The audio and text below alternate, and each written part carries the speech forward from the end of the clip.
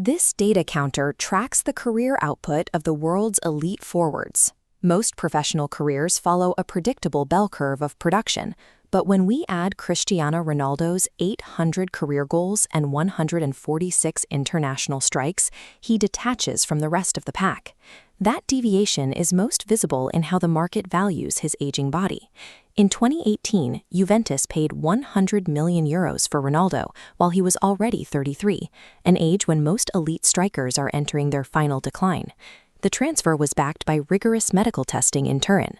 The results showed a player with the body fat percentage, muscle mass, and recovery times of an athlete in their early 20s. When you plot his market value and physical markers against the standard athletic decline, the lines refuse to cross. His career effectively breaks the biological and statistical math of modern sports. That longevity is even less probable when you look at where he started. In the 1990s, Ronaldo lived in a working-class home in Madeira, the son of a municipal gardener and a cook who struggled to meet basic financial needs. At 15, he was diagnosed with a resting heart that was racing dangerously fast. It was a condition that could have ended his life, and it required urgent laser surgery to correct the cardiac pathways before he could ever dream of a professional contract. The operation succeeded, but it leaves us with a massive gap in logic. How did a child starting with these medical and economic handicaps begin the process of becoming the most prolific goal scorer in the history of the sport? When he arrived at Manchester United in 2003, he was a skinny, flashy winger.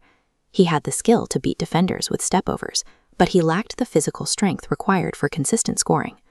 Under the guidance of Sir Alex Ferguson, Ronaldo forced a total metamorphosis on himself. He spent years rebuilding his physique and retooling his movement, shifting from a trickster on the wing to a ruthless finisher in the box.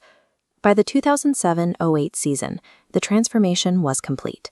He scored 42 goals, led United to a Champions League title, and secured his first Ballon d'Or as the best player in the world. This era proved that raw talent was only a baseline. To break historical records, that talent had to be converted through a level of physical discipline that few other athletes were willing to maintain. At Real Madrid, he refined this process even further.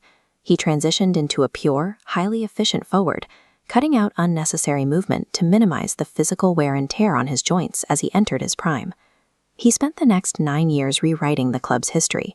He became their all-time top scorer while helping the team win 4 Champions League titles in 5 seasons. Look at the sheer volume in this diagram. In professional football, scoring 3 goals in a single match is rare. Ronaldo has done it over 60 times, maintaining a level of match-by-match dominance that spanned over a decade. His tenure at Real Madrid changed the baseline for elite forwards. For nearly 10 years, scoring anything less than 50 goals a season was viewed as an underperformance. As he entered his 30s, Ronaldo turned that age-defying fitness into a commercial asset.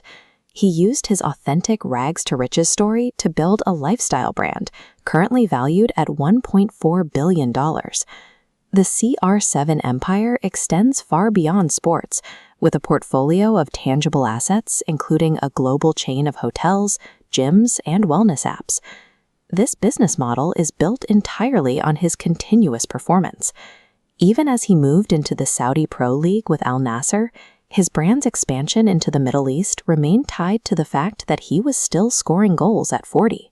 The multi-billion-dollar valuation of his businesses is essentially a bet on the longevity of his personal discipline. That discipline kept him on the Portugal national team for over 20 years, a tenure almost unheard of at the international level. His legacy was cemented in 2016 when he captained Portugal to a UEFA European Championship victory, proving his impact wasn't limited to the club level. For years, 109 goals was the absolute international record. Ronaldo's production line intersects that mark and climbs to 146.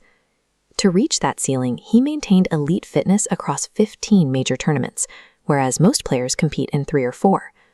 By sustaining this pace for 2 decades, he reached a level of production that had previously only existed in theory. Think back to the start.